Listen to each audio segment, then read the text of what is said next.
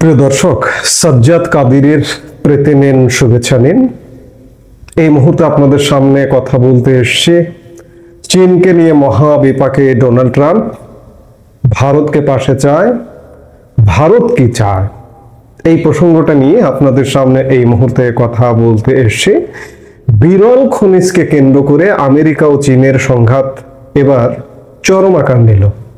চীনের উপর শুল্কের খাড়া চালানোর পাশাপাশি এই লড়াইয়ে ভারতকে পাশে চাইল আমেরিকা। মার্কিন অর্থ সচিব স্কট বেসেন্ট জানালেন, বিশ্বজুড়ে বিরল খনিজের উপর চীনা আধিপত্য শেষ করতে ভারত সহ গোটা ইউরোপের সমর্থন চায়। সম্প্রতি ফক্স নিউজকে দেওয়া এক সাক্ষাৎকারে বেসেন্ট বলেন, চীনের তরফে বিরল খনিজ রপ্তানি নিয়ন্ত্রণ বিশ্ব অর্থনীতির উপর বিরাট ধাক্কা।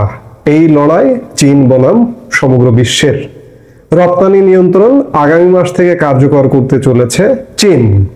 আমরা জানি না কেন এই পদক্ষেপ নিচ্ছে তারা, তবে এই সিদ্ধান্তের তীব্র বিরোধিতা করছি আমরা। ট্রাম্পের এই সহকর্মী আরও জানান, আমেরিকা চীনকে কোনোভাবেই এই বিরল খনিজকে অস্ত্রে পরিণত করতে দেবে না। ওরা বিশ্বের সমস্ত সরবরাহ শৃঙ্খলের উপর বন্দুক টেনে ধরছে। আমেরিকা কিভাবে এই পরিস্থিতি মোকাবেলা করবে তা জানতে চাওয়া হলে চীনের বিরুদ্ধে একজোট হয়ে পদক্ষেপ নেওয়ার জন্য আমেরিকা ইতিমধ্যে ভারত, ইউরোপ ও এশিয়া দেশগুলোর সঙ্গে আলোচনা শুরু করেছে। এই লড়াইয়ে সকলকে পাশে চাইছে আমেরিকা। উল্লেখ্য, বিরল খনিজ রপ্তানির উপর নতুন করে নিষেধাজ্ঞা আরোপ করেছে চীন। 9 অক্টোবর চীনের তরফ থেকে জারি করা নির্দেশিকা অনুযায়ী 0.1% বেশি বিরল খনিজ পদার্থ রয়েছে এমন পণ্য রপ্তানি করতে গেলে সরকারকে অনুমতি নিতে হবে। বিদেশি সামরিক ব্যবহারের জন্য বিরল খনিজ রপ্তানি করা যাবে না। নতুন কিছু খনিজও যুক্ত হয়েছে নিষেধাজ্ঞা তালিকায়। এতেই বিপাকে পড়েছে মার্কিন যুক্তরাষ্ট্র, কারণ আধুনিক পৃথিবীর মূল চালিকা শক্তি হলো এই বিরল খনিজ, এবং এই বিরল খনিজের 90% চীনের নিয়ন্ত্রণে। প্রযুক্তি ক্ষেত্রে এই খনিজ ছাড়া কল্পনাই করা যায় না। অত্যাধুনিক সামরিক অস্ত্রের মূল ভিত্তি এই খনিজ। এদিকে বর্তমানে বিরল খনিজে বিশ্বের একচ্ছত্র অধিপতি হয়ে উঠেছে চীন। 2025 সালের রিপোর্ট অনুযায়ী বর্তমান বিশ্বের সবচেয়ে বেশি বিরল খনিজ মজুদ রয়েছে চীনে, 44 মিলিয়ন মেট্রিক টন। দ্বিতীয় স্থানে ব্রাজিলের রয়েছে 21 মিলিয়ন মেট্রিক টন। তৃতীয় স্থানে রয়েছে ভারতে 6.9 মিলিয়ন মেট্রিক টন। তবে চীন বিশ্বের 70% বিরল খনিজ খনন এবং 90%-এর বেশি প্রক্রিয়াকরণ নিয়ন্ত্রণ করে। এই অবস্থায় চীনকে শিক্ষা দিতে গত শুক্রবার মার্কিন প্রেসিডেন্ট ডোনাল্ড ট্রাম্প ঘোষণা করেছেন, 1 নভেম্বর থেকে চাইনিজ পণ্যের উপর অতিরিক্ত 100% শুল্ক আরোপ করা হবে। বৃহস্পতিবার চীন বিরল খনিজ রপ্তানির উপর এক প্রকার নিয়ন্ত্রণ আরোপ করলো। শুক্রবার ডোনাল্ড ট্রাম্প চীনা পণ্যের উপর 100% শুল্ক আরোপ করলো। সব মিলিয়ে আগামী 1 নভেম্বর থেকে চাইনিজ পণ্য যুক্তরাষ্ট্রের বাজারে ঢুকতে হলে 130% শুল্ক দিতে হবে। ট্রাম্প বলেন, চীনের মনোভাব অত্যন্ত আক্রমণাত্মক। আমেরিকা তার শিল্পকে রক্ষা করতে কঠোর ব্যবস্থা গ্রহণ করবে। তবে কয়েক ঘন্টা পরে তিনি সোশ্যাল মিডিয়ায় লেখেন, আশা করি সবকিছু ঠিক হয়ে যাবে। প্রেসিডেন্ট শির দিনটি খারাপ কেটেছে। আমরা চীনকে আঘাত করতে চাই না, আমরা তাকে সাহায্য করতে চাই। বেসেন্টও বলেন, বেজিং এর এই পদক্ষেপ কোনোভাবে শক্তি প্রদর্শন নয়, অত্যন্ত দুর্বলতার লক্ষণ। সরবরাহ শৃঙ্খল স্থিতিশীল রাখতে এবং উত্তেজনা কমাতে যা যা করা দরকার আমেরিকা তা করবে। চীনের বিরুদ্ধে লড়াইয়ে এবার ভারতকে পাশে চাইছে মার্কিন যুক্তরাষ্ট্র।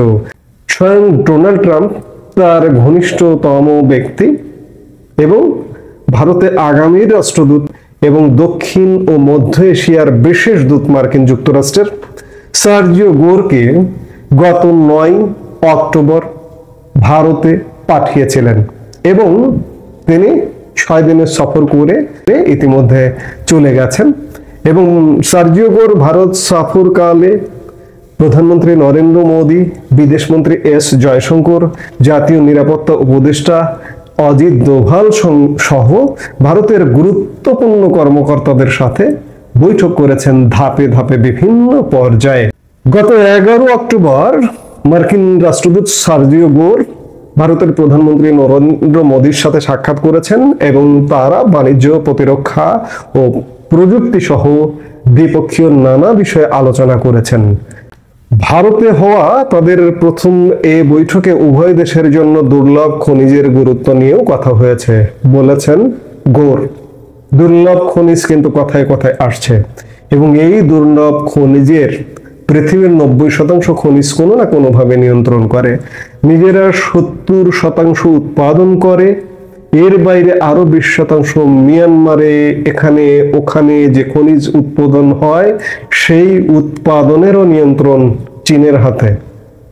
মার্কিন যুক্তরাষ্ট্র চীনকে বিভিন্নভাবে সাইজ করতে চাইছে এবং সাইজ করতে গিয়ে নিজেরাই সাইজ হয়ে যাবার উপক্রম। এই জন্য এখন মার্কিন যুক্তরাষ্ট্র মরিয়া হয়ে গেছে, ভারতকে পাশে চায়, ইউরোপকে পাশে চায়, কিন্তু ভারতকে পাশে চাইছে। ভারত কি চাইছে? ভারত নিশ্চয়ই ভারতের উপর যে বাণিজ্য শুল্ক চাপিয়ে রাখা হয়েছে সেই শুল্ক মুক্ত হতে চাইছে, প্রতিযোগিতামূলক শুল্কে আসতে চাইছে এবং মার্কিন যুক্তরাষ্ট্রের এই অঞ্চলে যে তৎপরতা আছে সেই তৎপরতা থেকেও মার্কিন যুক্তরাষ্ট্রকে শর্ত দেবে ভারত।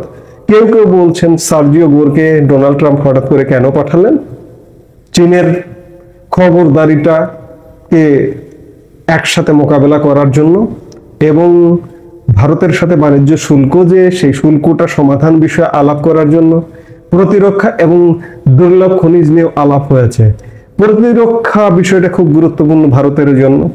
ভারতের প্রতিরক্ষায় বিশেষ করে দুটো সীমান্ত দেশ, একটি পাকিস্তান আর একটি বাংলাদেশ।